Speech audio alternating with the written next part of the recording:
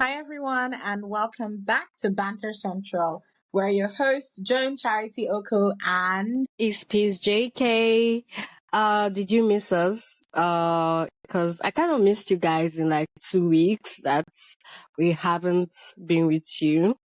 So, yeah, let's get on to today's episode. yeah. So as you all know, we just finished ANYDC, and if you haven't heard the news yet, we had so many winners. And the fun fact is we have a guest speaker here today with us. I'm sorry, I'm going to butcher his name, even though I come from the same state. Okay, Serg Really? Mascot. Okay. Here with us. Sure. So I think that we want the world to know your full name, but per your request, we will make sure to refer to you as solely Serg Mascot here on out. Yeah, that Does that works. work? Thank you so much. Okay. So as I was saying, here with us is our world favorite tabby for Sophia WUDC. WUDC. That is so hard to pronounce. World's tabby World's for happy. WUDC. tab. What I can't don't you know. pronounce there? I think I'm going to need peace to handle this. Yeah, so I don't think it's news to anyone in the African debate circuit that we finally got like at least in Nigeria this year, or sorry, the next Worlds, a tab master, which we have today as our special guest on the podcast. So we're just gonna have some conversations around that. And I think firstly, let me yield the mic to Mascot to tell us exactly how he's feeling about the whole news and just everything surrounding that. Yeah, hi JK. All right. So I'm assuming the question was how I feel about being selected as part of the TAB team for Sophia WEDC 2026.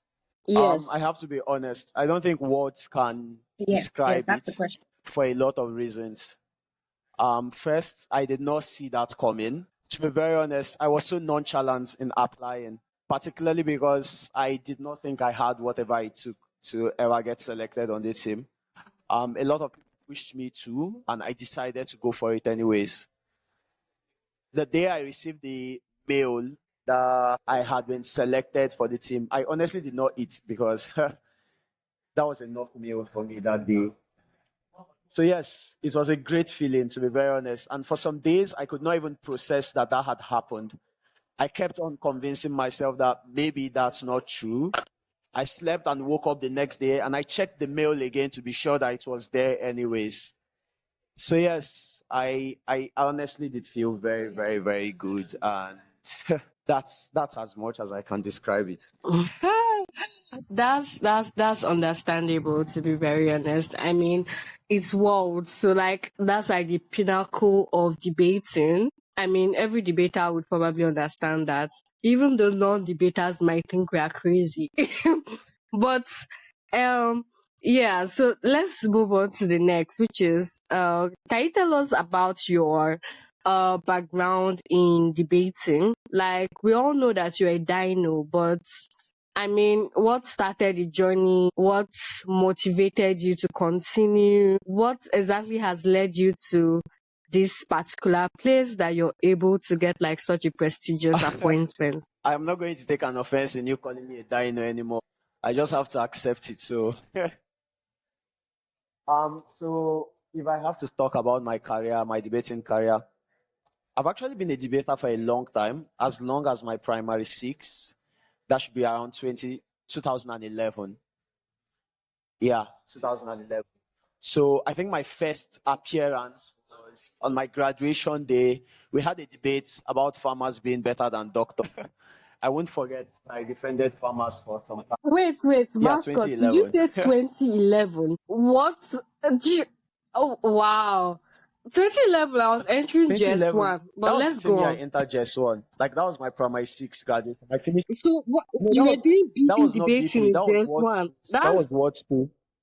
You're, No, that was what we food need for to my find word. was not. Okay, yeah, but it's still a form of debating. I So think we that do it's need to find crazy. a word greater than dino. Exactly. I think it's crazy he still refers to himself as not a dino when his debating career started when I was Like, probably, okay, I wasn't probably still in diapers, but I know that I was extremely young in 2011. like, I don't think dino like describes it. But let's go on. Let's go on. Mascot, what do you have to say for yourself? I like I said, it's different if it was BP. That was just like the normal.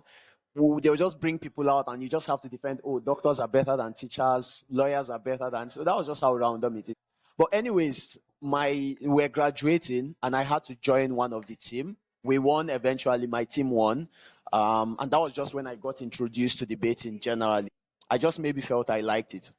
I moved into secondary school in 2011. Then I officially joined my school's debating union then. And if you know Ebonyi State very well and you know the school I attended secondary school, you know that it was a very, very active school in debating. Actually, my school had produced a two-time speaker that represented Nigeria at World Schools Debating Championship, the WSDC. The first one in Qatar, that was in 2016 or 2015, I'm not sure. And the other one was in Netherlands. So I was actually part of the team. Then the problem was they never considered me good enough. So the girls were always debating. I was the one for moderator or timekeeper. That was my role actually. So all through my secondary school, being involved in a team, I never had a chance to debate. I was always doing moderator job or the timekeeper job. Even to the point where one of us felt sick, one of the girls felt sick, and I was happy that they were going to give me a shot. But nah, they still had to go pick up another lady. I don't know. My coach then felt debating was for girls, so he always felt more confident having female debaters. So I accepted that in good faith. I was part of the team, and every time the team won, I always had credits. I think we won Ebonyi State governorship debates like 2 times, 3 times in a row. Like it was very common for us. So that was when I got introduced to debating food. When I left secondary school in 2017 and I got admission in food, I officially decided that I was going to join debate. I was going to join debating again and make a name for myself. So 2018, that was when I officially joined Futo Debating Union, and that was when I got introduced to the British parliamentary style, which is what actually started this career, whatever this is, and how we got to this particular point. So yeah. Okay, so that's amazing. I mean, obviously you've been doing it for quite a while. We understand why you got so good at it, because what did they even say about it? Is it practice makes perfect? But yeah, that's such an amazing history, to be very honest. Yeah, Joan, are you still there? Because I feel like I've been talking for too long. Joan. Yes, I'm still here. I'm just in awe, and I'm trying to stop myself from screaming "Dino, Dino, Dino, Dino." So from the very first, I think that Mascot has continually shown a dedication to the sport that is rivaled only by maybe the OG dinos in this circuit. So, um, I think everyone has a backstory, but few have a backstory like Mascots. He literally gives you the OG. How do I put it? I think there's a word for when you move from being just a sideliner to being someone who is actually truly recognized in the sport. So I guess my question would be, what made you make the shift from debate to tabbing? Because I think that that's a question that's been on my mind for a while. Like I said, I'm relatively new in the circuit, so I don't really know what your history with the circuit has been. But I want to know what made you make that move from debating to tabbing. Yeah, that's a very great question because when I talk about my WDC win, people think about it like it's stabbing, it's not debating. So it's just like I gave you a rundown of my debating history, but it actually has little to nothing to do with tabbing. Like I was not nominated as a chief adjudicator for the tournament. So literally anyone could be a tab master. But I think what gives it a little bit of a rep is the fact that I am a debater first before any other thing. So that's what sets the precedent. But if I talk about what made me move to tabbing, so when I joined debating in 2018, Of course, it was difficult to break out. It was not easy. I think people barely knew me until around 2020 when COVID happened. I could say I took 2 years trying to get myself out of the shadow. Around 2020, I started making a little bit more waves. I started getting more recognitions for the effort I was putting in anyways. But that was not just enough. When I started breaking out, when I broke out, like I think that's the best way to put it. When I broke out, I decided to explore other things. I started adjudicate. I started trying adjudication. I started trying cap roll. All those things that I think the debating circuit, the British parliamentary debating circuit is broken into 4 parts. You're either a good debater or you're a good adjudicator or you're a tab master. When I'm talking about being a good adjudicator, I think it also extends to being a member of the core adjudication panel, being on CAP, DCA or CA. So that's the second. The third is maybe you're a tab master. The fourth is equity, because I think we have to give credits to people that have those roles anyway. Even though personally I've never been a fan of it, but I think it still has to be there anyway. For you to identify as either of all these 4, you have to be a debater first. Like, you don't hear people start their career being a tab master. You don't hear people start their career being an equity member. You either start your career as a debater first. Depending on the extent of success you have as a debater, it then informs how well you blend into those other 4 roles. So for myself, when I started as a debater and I felt I was breaking out, I felt it was not just enough. First, I did feel in the Nigerian debating circuit that maybe the tab role per se was monopolized. There were few tab masters. I think at the time there were maybe only 2 known tab masters at the time. I think Lucky Ubo and Ping Pong. So Lucky Ubo and Ping Pong. So at the time I was like, okay, maybe I should start tabbing so that you don't just have, you don't keep seeing certain faces every time. So then if you want to tab, you're either looking for Lucky or you're looking for Marvelous, who we all called Ping Pong. So I told Ping Pong to teach me to tab. Actually, it was my first ever cap role. I was invited to University of Nigeria Enugu campus as a deputy chief adjudicator. I think I was invited as a tab master, but I didn't know how to tab. I just told them to put me on the team. Marvelous at the time was on cap, so I asked him to teach me how to tab, and that was how I learned to tab. I think that was in 2021. That was in 2021, sometime around July, August, thereabout. So I had traveled to Enugu to help them with their tournaments, and that was when I got to learn tabbing. Marvelous taught me to tab, and I was like, okay, this is fun. And I think it was just easy for people to now give me credit for being a tab master because I was already a debater that was already making waves for myself. So that was just how it started, and I started tabbing. In between, I started exploring other roles, being on cap. If I'm not on cap, I'm on tab. If I'm not on tab, I decide to speak and maybe get medals for myself. So I felt it was just easier for me because I did think maybe I was a better debater at the time. So it was easy for me to get into the space and all. So that was how I started tabbing actually. And never in my imagination did I see myself climbing to the rank of being a tab master for World Universities Debating Championship. I just at this point have to give that credit to my debating career, so it doesn't look like it's lost. I don't know whether I would ever be on cap for Worlds anyways, but I think this is enough to give me just the credits I might deserve for the efforts I might have put in the circuit and the work.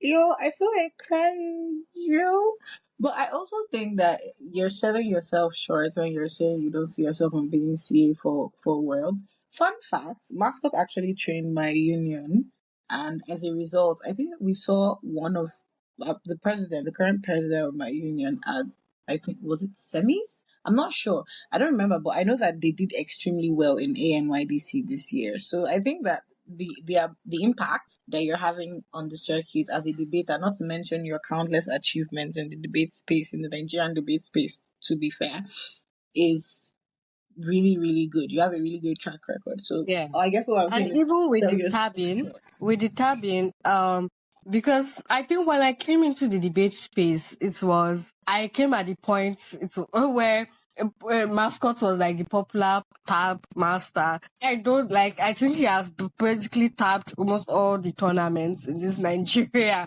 So yeah, And also, you have taught like various people tabbing, that is, people like Victor and stuff. So I think like that's really amazing. So yeah, as Joan said, you're probably selling yourself short because if you're able to do this with tabbing, I don't see why you can't do that with cap positions. Exactly. So I guess what we're saying is the sky is your limit here.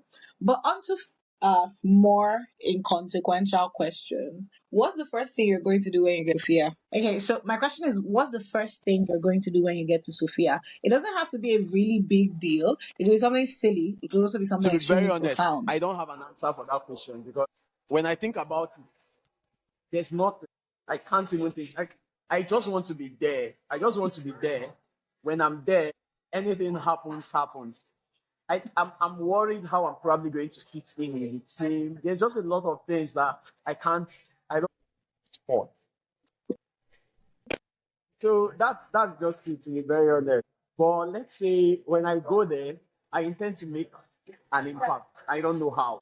I honestly cannot think of anything, but maybe it's going to happen when I'm there. But I don't just want to be so overwhelmed that I get there and start acting like, oh, maybe I didn't deserve this, or maybe this is way too much. Because since my announcement, a lot of people have been trying to make me believe that, oh, maybe you do deserve it. There's just this a little bit of a thing that happens in the circuit sometimes when you get certain wins, and some people make you feel that, oh, maybe you don't actually deserve it the way you are trying to give yourself credit for, or maybe you've not worked really hard for it. I've just been surrounded by a lot of people that keep on reminding me at every minute that I deserved it, I work for it, so I should accept it and not see it as so much of a shock, like I have always seen it. So I just think maybe when the time comes, we'll see how it goes. So I guess I was probably expecting something like I'll first go and take a bath and wash away the worries of the Nigerian circuit from me, because let me tell you, that is so what I would do. But I think that it's important that you know how much of Nigeria, in terms of the debate circuit, is counting on you to, do an amazing job that they assure you. And I think everyone also suffers from that imposter syndrome. I know that I can definitely relate. Peace, I don't know about you, because I mean, I feel like Peace is such an amazing debater that I don't think she worries about imposter syndrome at all. But I can say I do. As a failed debater, but as a really good public speaker, I do. So yeah, I think the most important thing is know that you have a lot of people behind you, but it's not going to make much of an impact if you're not on your own and believing that you're actually capable of doing what you say you are capable of doing. You get, you've earned a seat at the table, so take a Yeah, seat. I have I think convinced it's myself a pretty much lot in that the past simple. few days, so I don't think I have a problem with that anymore. I deserve it, and I'm going to work hard for it to make sure it counts Mm. in a big way.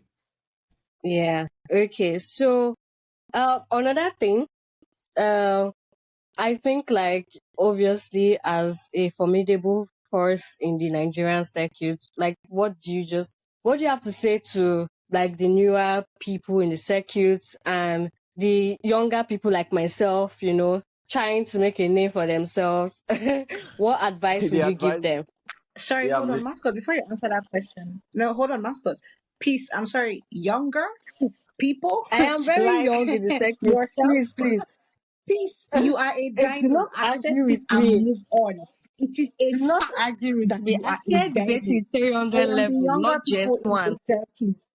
I think that people who entered this circuit from 2023 are the only people who should be called younger people in the circuit. Mascot, what do you think before you answer her question? Because I think that's the question we use to wrap up the session. But before you answer her question, I have two questions. Is this a dino or not? The second question, who are people that count as younger people in this? Yes. So the second question is, who counts as younger people in the circuit? Who are the people that count as younger and the what? people that count as the who counts as the younger people Well, I and who think I'll counts as the answer that dinos? first. First, I think if you are calling dino, maybe you can call peace a dino. The reason why is I think outside the length or the number of times you spent in the circuit, I think what people consider as a dino largely are people that dominate to the point where you go for a tournament and your presence alone means that it's